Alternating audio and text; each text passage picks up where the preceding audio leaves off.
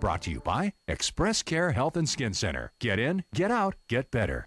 All right, welcome back, everybody. This is Healthy Living Tuesday, and we are talking about medical oddities. And of course, our genius producers had me do it, the oddity of KUAM, but certainly we bring in a lovely and talented physician who will hopefully explain these scientific anomalies, Dr. Jitka Lom from ExpressCare. Hi. Nice to see you. Okay, so unfortunately, you are dealing with the main oddity at KUAM when we were talking about oddities. And right off the top, we talked about something that a lot of people have seen or have had, and they're really, really gross. They didn't know there's a title for them. Tonsil stones. Right. So when you look back in your throat and you see your tonsils there and you see a white thing sticking out, that's a tonsil stone. And sometimes they're really hard, and you can kind of pick them out with a toothpick or toothbrush sometimes. Sometimes they bleed, and they also sometimes give you a little bit of bad breath, so be aware of that. That I think is the telltale sign, because most people like that I know, I mean, you know, I've coughed them up like a cat sometimes, and then you don't really realize it, but then when they come out, they, you know, the smell could wake the dead. It's true. And so basically they're sulfur, right? And it's collected, they may be postnasal drip or stuff. They're actually calcium. They're calcified debris. So, you know, we all, on our tonsils, we have what are called crypts. They're sort of like deep, like crevices. And those crevices occur because you've scratched your tonsils with food as it's been going down, and also there's been inflammation over the years and mucus and so on. So you get these like little holes. Then food can get stuck in them, and then it can't get out, and then the body tries to cover the food, so it covers it with calcium, and then so there's basically like a little stone, calcified food that's stuck in there, and it can create bad odor, and sometimes it can be painful. Sometimes it can be like people are feeling like there's something in their throat, they feel choking or a discomfort. And typically these aren't any cause for concern, like they just kind of like work themselves out of the body, and after a few days you just cough them up. You can pick them out or jet them out or clean them out, brush them out. If your tonsils bleed, it's perfectly fine. If you reach back and brush your tonsils, it's actually a very, very healthy thing to do to clean your tonsils, or at least gargle with salty water or Listerine.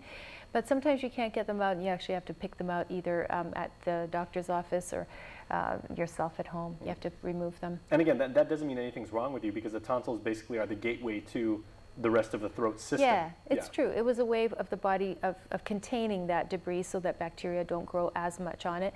But this happens more in people that get tonsillitis or that have allergies over and over again, but especially people that get sore throats frequently. And for those of you boys and girls out there that aren't squeamish and you like a, shall I say, interesting challenge, go on YouTube and look up extreme tonsil stone removals. It was the grossest thing you will ever see, for those of you who like that kind of thing. So, you know, go with trepidation. All right, Dr. Lom, what is pica? P-I-C-A, and it is dangerous, specifically eating non-food items like clay and dirt and glass. First of all, I think that's a mental health issue more than anything. It often is, but not always. So pica is when people eat things that are not food. Wood, like you said, sometimes also, you know, feces, stuff like that. Dear God, yeah, why? Right. So sometimes it is a mental health issue, and the person is actually schizophrenic or has a, you know, is divorced from reality. But other times it's actually an anxiety response, especially in little children. It's more common in women and children. Pregnant women particularly crave crazy things sometimes. And sometimes, rarely, it can be actually due to a nutritional deficiency where the person is actually craving something that they need. Obviously not glass or wood, but sometimes clay can have some minerals in it that they're missing.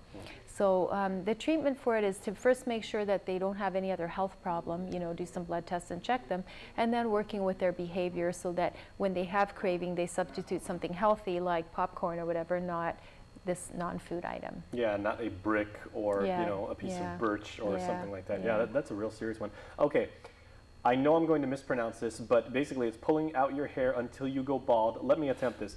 Dr. Lom, what is trichotillomania? That is true. Very good, Jason. Did I get it? You got it. Yes. So public school. See that? All right.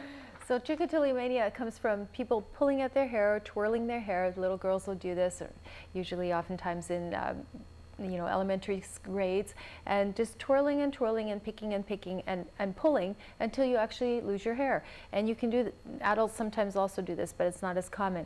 And by creating that repetitive trauma, you actually rip out the follicles to the point where the hair sometimes never grows back, and you can have a bald patch.